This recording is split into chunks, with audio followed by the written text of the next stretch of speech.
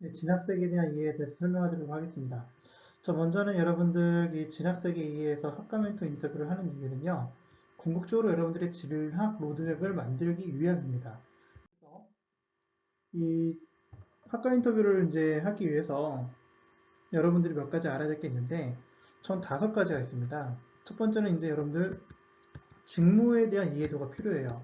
그러니까 직무에 대한 이해도는 뭐냐면 예를 들어서 A라는 회사를 보면 회사는 여러 개 부서가 있습니다. 마케팅 부서가 있고요. 홍보 부서가 있고요. 회계팀이 있고 그리고 이제 운영사업부라는 게 있죠. 운영사업부. 경영기획실이 있습니다. 자, 각각의 직무는요. 개인의 각각 갖고 있는 적성하고도 크게 연결이 되어 있어요. 그렇기 때문에 궁극적으로 이 적성에 따라서 그 일을 할 때부터 행복을 느끼게 되어 있습니다. 그래서 회계하는 사람 보통 어때요? 보통 되게 신중하고 객관적 데이터 되게 중요하고 계획한 대로 움직이는 걸 상당히 중요하게 여기죠. 근데 이런 사람한테 영업을 하라고 하면 스트레스를 받으면서 그 일을 하실 수밖에 없겠죠. 맞죠? 영업을 하는 사람들의 특징은 뭐죠? 남 설득 잘하고 앉아있기보다는 대인관계 속에서 구체적인 어떤 도움을 주는 걸 상당히 좋아합니다. 근데 이런 분들이 이제 앉아가지고 회계 재무제표를 바라보고 있으라 하면 많은 어려움이 있겠죠. 이런 어려움들이 있다 보니까 여러분들 여기에 따라서 알아셔야 될 것이 바로 직무 이해도라는 것이 되게 중요하다는 것이죠. 자, 그렇다면 두 번째로 중요한 것이 무엇인가? 두 번째로 중요한 것은 직업 달성 로드맵이라는 것이 되게 중요합니다.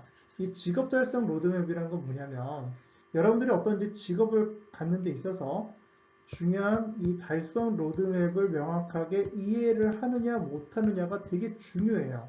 그러니까 직업 달성 로드맵에 대한 이해를 제대로 하게 되면은 그래서 A라는 직업을 갖기 위해서 필요한 단계가 어떻게 구성이 되어 있는지 그 루트는 어떻게 되어 있는지 여러분 아는 거랑 모르는 거 어느 차이가 있겠죠.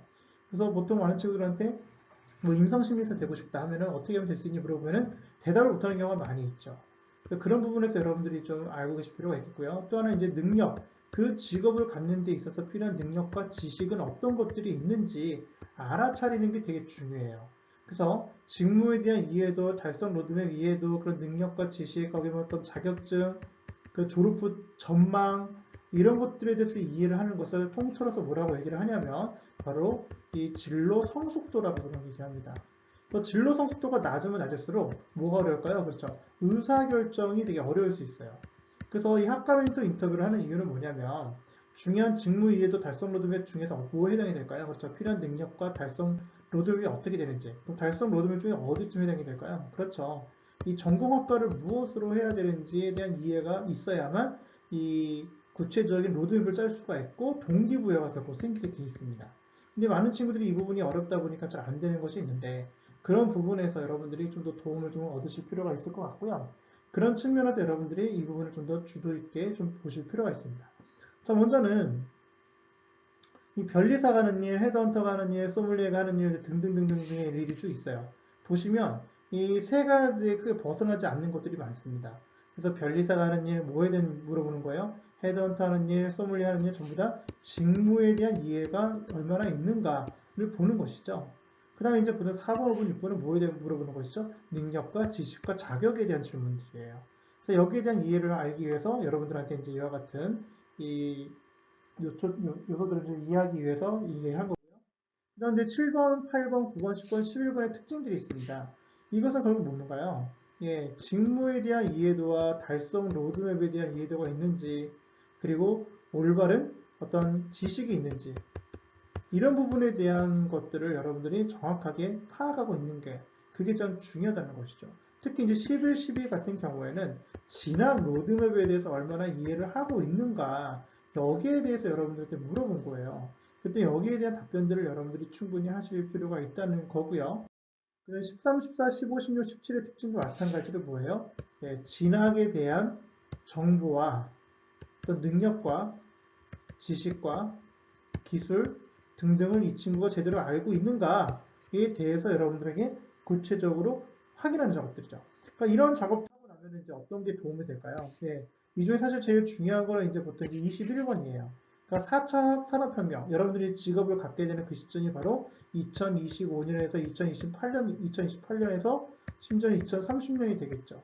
그러니까 이 기간 동안에 여러분들이 구체적으로 해야 될 것이 무엇인지 여러분들이 파악하려면은 4차 산업혁명과 관련된 것들에 대해서 여러분들이 어느 정도 정보를 이해하고 있는 게 되게 중요합니다.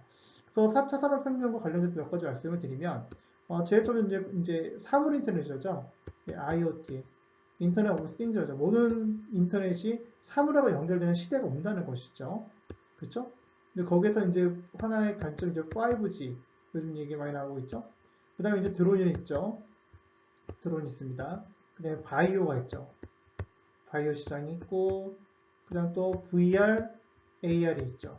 이 증강현실 요즘 이제 포켓몬스터 얘기가 많이 나왔었는데, 이런 것들이 전부 다 5G하고 이제 연결이 되는 것이죠. 근데 뭐가 있죠? 4차 산업혁명의 특징이 뭐가 있습니까? 그 다음에 여러분이 이제 잘 알고 있는 이 사물 인터넷에 또 들어가겠지만, 이제 4차 산업혁명하고 이제 좀 별게 없을 것 같이 보이지만, 사실 인구 문제도 사실 4차 산업혁명과 크게 연결이 되어 있죠. 그다음에 이제 남북 통일에 대한 문제도 여러분들 이제 되게 중요한 시점으로 이제 되어 있죠. 미래 사회 특징 중에 하나가. 그다음에 이제 대무역 의존도가 되게 중요하죠. 현재 지금 우리나라의 2017년 기준으로 대무역 의존도 1순위 국가가 바로 어디예요? 바로 중국이죠.